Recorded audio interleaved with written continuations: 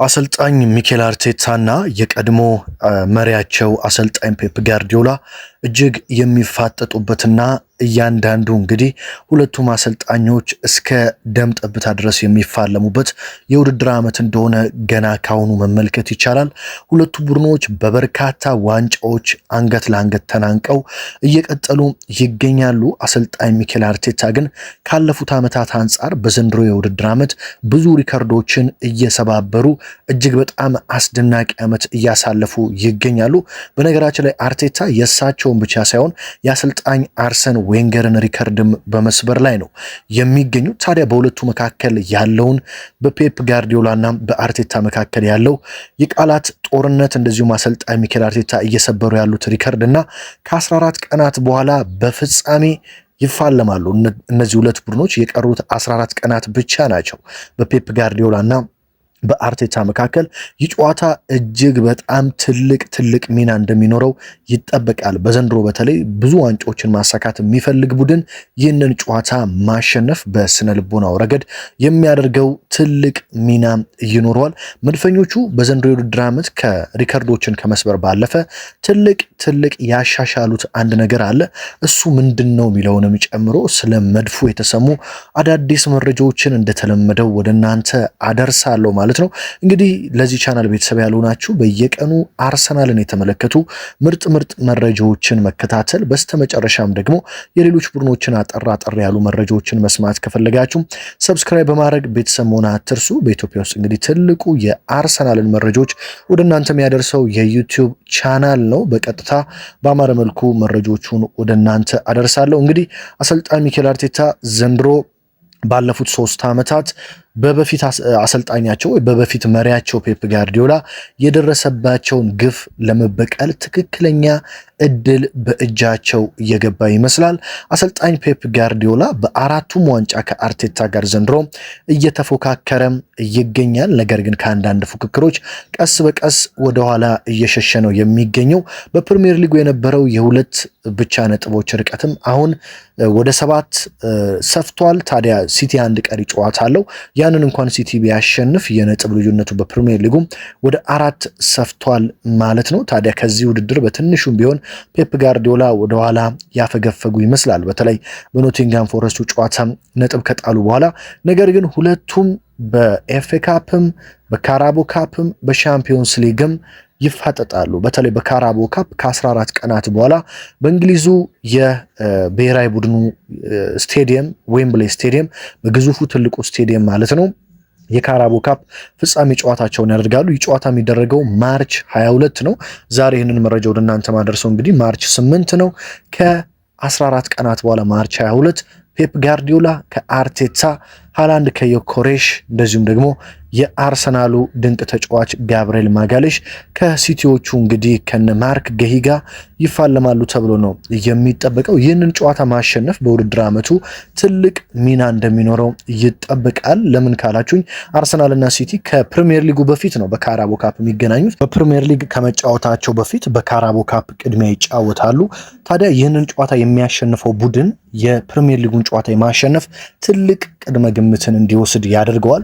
ምክንያቱም ማንቸስተር ሲቲ እና አርሰናል ሲገናኙ እንግዲህ አሁን ያላቸውን የፕሪሚየር ሊግ ጨዋታዎች አሸንፈው የሚገናኙ ከሆነ ከዛ ጨዋታ በፊት ሁለቱም የነጥብ ልዩነታቸው እኩል ሆኖ ነው የሚገናኙት በካራቦ ካፕ።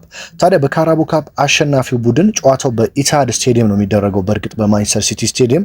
ታዲያ ያንን ጨዋታ የሚያሸንፍ ቡድን አሁን ለምሳሌ በ7 ነጥብ ልዩነት ከሆነ የሚገናኙት አርሰናል ያንን ጨዋታ ካሸነፈ የዋንጫ ፉክክሩን መግደል እና የፕሪሚየር ሊጉን ዋንጫ የማሳካት እድሉን ከ98% በላይ ማድረስ ይችላል። ሲቲ ደግሞ የለም ተስፋ አልቆርጥም እስከ መጨረሻ እፋለማለሁ ማለት ከፈለገ ያንን የፕሪሚየር ሊግ ጨዋታ በማሸነፍ የነጥብ ልዩነቱን ድጋሚ ወደ 4 ቀሪ ጨዋታ ደግሞ ስላለው ወደ 1 አውርዶ አርሰናል ላይ ከፍተኛ ጫና ማሳደር የሚችልበት ነው። ስለዚህ ይሄ የካራቦ ካፕ የፍጻሜ ጨዋታ ትልቅ ለዘንድሮ በተለይ የፕሪሚየር ሊግ ዋንጫ ትልቅ ሚና የሚጫወት የዋንጫ ጨዋታ ነው። በነገራችን ላይ አሰልጣኝ ሚኬል አርቴታ በተጫዋችነትም በአሰልጣኝነትም በዌምብሌ ስቴዲየም አንድም ሽንፈት አስተናግደው አያውቁም።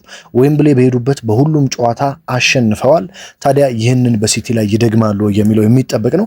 ከካራቦ ካፕ ውጭ እንግዲህ ሁለቱም በኤፍኤ ካፕ ደግሞ 8 ውስጥ ተቀላቅለዋል። ትላንትና ሲቲ ኒውካስትል ዩናይትድን 3-1 አሸነፈ። አርሰናል ደግሞ ማንስፊልድ ታውንን 2-1 አሸነፈ። ሁለቱም 8 ውስጥ መቀላቀል ችለዋል። በአውሮፓ ሻምፒዮንስ ሊግ ምድባቸውን በማለፍ አርሰናል ከባየር ሊቨርኩሰን ጋር 16 ውስጥ ይገናኛል። ሲቲ በአንጻሩ ከሪያል ማድሪድ ጋር ከበድ ያለ የአውሮፓ ሻምፒዮንስ ሊግ ጨዋታ ያደርጋል። ስለዚህ ሁለቱ ቡድኖች እያሸነፉ በተጓዙ ቁጥር በኤፍኤ ካፕም ድጋሚ ሊገናኙ ይችላሉ። እንደዚሁም ደግሞ በሻምፒዮንስ ሊግም ጭምር ምናልባት ሲቲ እስከ ፍጻሜ አርሰናልም እስከ ፍጻሜ የሚጓዙ ከሆነም የመገናኘታቸው እድል እጅግ ይሰፋል ማለት ነው። አሰልጣኝ ሚኬል አርቴታ ታዲያ ባለፉት በተለይ ያለፈውን ዓመት ያው ሊቨርፑል ነው የበላው። ከዛ በፊት ያሉትን ግን 2 ዓመታት ፔፕ ጋርዲዮላ ከአርቴታ እጅግ በሚያሳምን መልኩ ዋንጫ እንደቀሟቸው ይታወቃል። ስለዚህ አሰልጣኝ ሚኬል አርቴታ የነዛን የ2 ዓመታት በቀል በብዙ ደጋፊዎች በሊቨርፑል አንፊልድ ስቴዲየም አምናት እዚህ ይላቸዋል።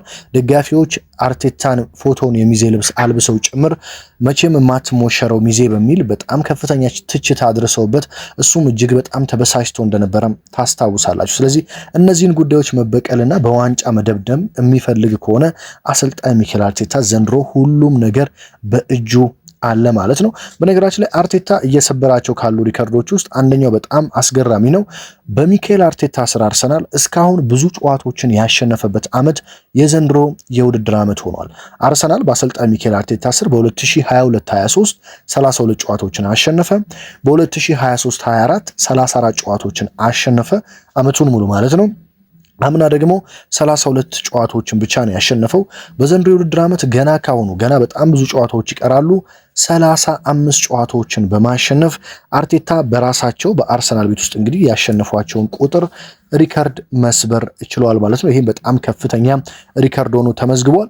ሌላኛው አሰልጣኝ ሚኬል አርቴታ የሰበሩት ሪከርድ ምንድነው? አርሰናል በ2002-2003 ኢንቪንሲብል ሲዝን ወይም ደግሞ ምንም ሳይሸነፍ ዋንጫ ያሳካበት የውድድር ዓመት 64% የማሸነፍ ንጻሬ ነበረው። አርሰናል 64% ዊን ፐርሰንቴጅ ነበረው።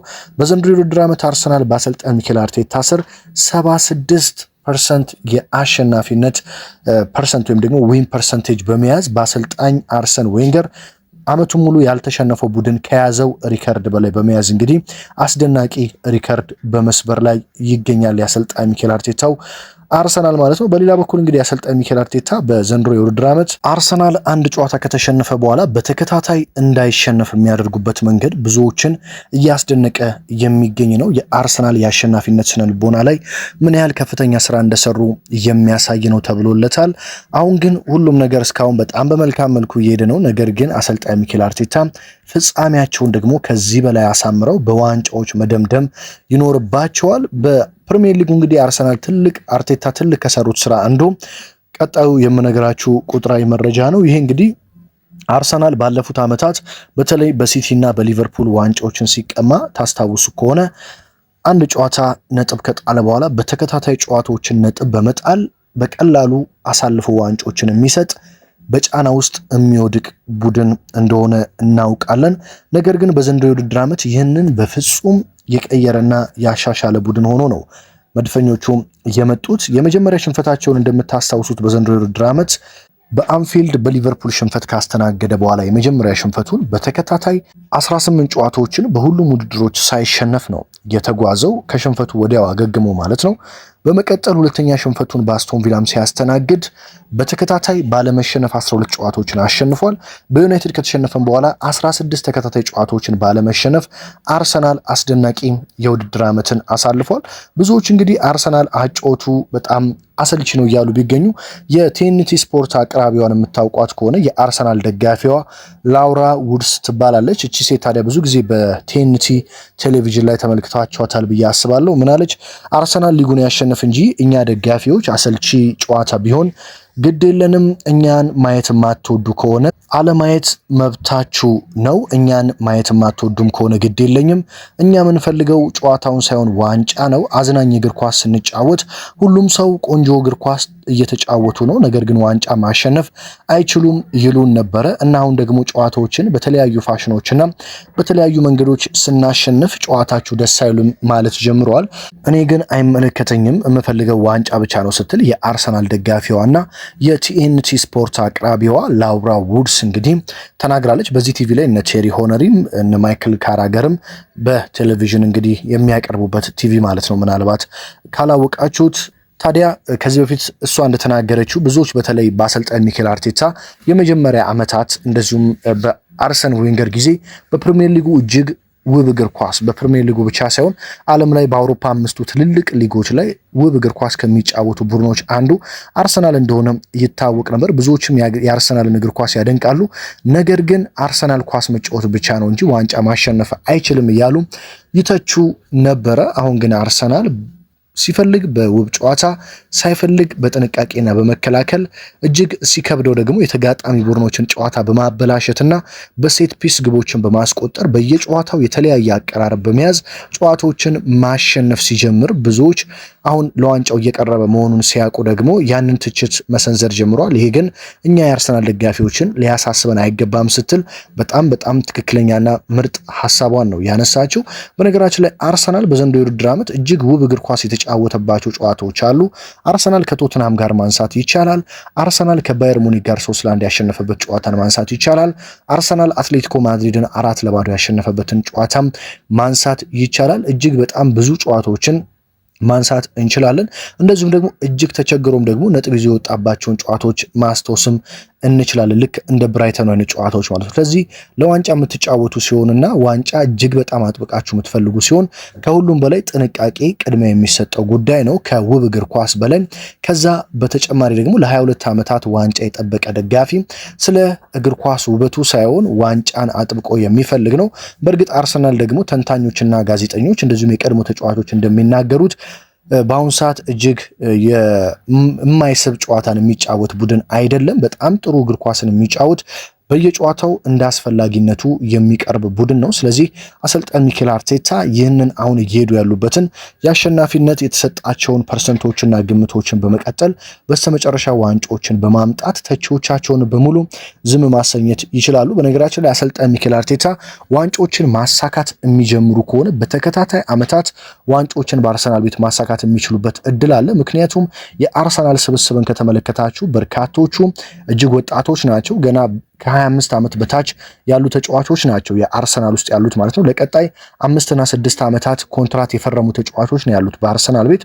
ስለዚህ አርቴታ አንድ ጊዜ ይህንን ዋንጫ ማሳካትና ተጫዋቾችን ከዋንጫ ጋር አስታርቀው እንግዲህ ዋንጫ አሸናፊ ካደረጓቸው በተከታታይ ዓመታት በከፍተኛ በራስ መተማመን ስለሚጫወቱ ብዙ ዋንጫዎችን ወደ ኤምሬትስ የማምጣት እድል ይኖራቸዋል። በተለይ ፕሪሚየር ሊጉን የሚያሳኩ ከሆነ 15ኛ የፕሪሚየር ሊግ ዋንጫ ሆኖ ነው ለአርሰናል የሚመዘገበው። ስለዚህ በሚቀጥሉት ዓመታትም አርሰናል በፕሪሚየር ሊጉ የበላይ ሆኖ እንዲቀጥል ከፍተኛ የሆነ ሚናን የሚጫወት የአርሰናል ያለፉትን ዓመታት የዋንጫ ረሃብና ጥማት እንግዲህ የሚገፍ እንደዚሁም በተከታታይ አርሰናል ዋንጫዎችን እንዲያሳካ ማድረግ የሚችል የውድድር ዓመት ስለሆነ አሰልጣኝ ሚኬል አርቴታ ከፔፕ ጋርዲዮላ ጋር ተናንቀው ዋንጫዎችን መቀማት በስተመጨረሻም ጣፋጩን በቀል ለራሳቸውም ለተጫዋቾችም ለደጋፊዎችም ማሳየት አለባቸው። አርሰናልን በየጊዜው ሲተቹ የነበሩ የሲቲ ተጫዋቾችና አሰልጣኝ ፔፕ ጋርዲዮላ ጭምር በስተመጨረሻ ለአርሰናል አጨብጭበው ዋንጫውን መስጠት ይኖርባቸዋል የሚል እምነት እንግዲህ እኔ አለኝ ማለት ነው። በተለይ ለነዚህ ሁሉ ዋንጫዎች በመግቢያ ላይ እንዳነሳሁት እንግዲህ ከ14 ቀናት በኋላ በካራቦ ካፕ በዌምብሌይ ስቴዲየም የሚደረገው የፍጻሜ ጨዋታ ትልቅ ሚና ይኖረዋል ብዬ እኔ በግሌ እጠብቃለሁ። አርሰናል ይህንን ጨዋታ አሸንፎ ከማንቸስተር ሲቲ የካራቦ ካፕ ዋንጫን መቀማት የሚችልና የውድድር ዓመቱ የመጀመሪያውን ዋንጫ ማሳካት የሚችል ከሆነ በከፍተኛ ሁኔታ አሁን ያለው የስነ ልቦና ጥንካሬ በጣም ተጠናክሮ እንደሚቀጥልና በተከታታይ ፕሪሚየር ሊጉን፣ ሻምፒዮንስ ሊጉን ወይ ኤፍኤ ካፑን የማሳካት እድል በእጁ እንደሚያስገባ አምናለሁ። ስለዚህ አርቴታና ፔፕ ጋርዲዮላ በአራቱም ዋንጫ እየተፋጠጡና እየተፋለሙ ጦርነቱም በአጓጊነቱ ቀጥሏል ማለት ነው። መድፈኞቹ እንግዲህ በቀጣይ ሮብ ዕለት ነው በአውሮፓ ሻምፒዮንስ ሊግ ባየር ሊቨርኩሰንን 16 ውስጥ የሚገጥሙት ወደ ጀርመን ተጉዘው በዛ ጨዋታ ላይ ምን አይነት ነገሮች ልንመለከት እንችላለን? እነማን ይሰለፋሉ? በዛ ጨዋታ ላይ በጉዳት የማይኖሩት እነማን ናቸው የሚለውን በነገው ደግሞ የስፖርት መረጃ በጠዋቱ ወደ እናንተ የማደርስ ነው የሚሆነው። በየዕለቱ እንግዲህ መድፉና አርሰናልን የተመለከቱ እንደዚሁም በስተመጨረሻ የሌሎች ቡድኖችን መረጃዎች የተመለከቱ ዜናዎችን ማድመጥ ከፈለጋችሁ ይህንን የዩቲዩብ ቻናል ሰብስክራይብ ማድረግ ቤተሰብ መሆን አትርሱ። በያላችሁበት እንግዲህ ሀገር ውስጥ ከባህር ማዶ በሌላ ጥንክር በሌላ መረጃ እስከምንገናኝ ድረስ ሰላም ተመኘሁላችሁ።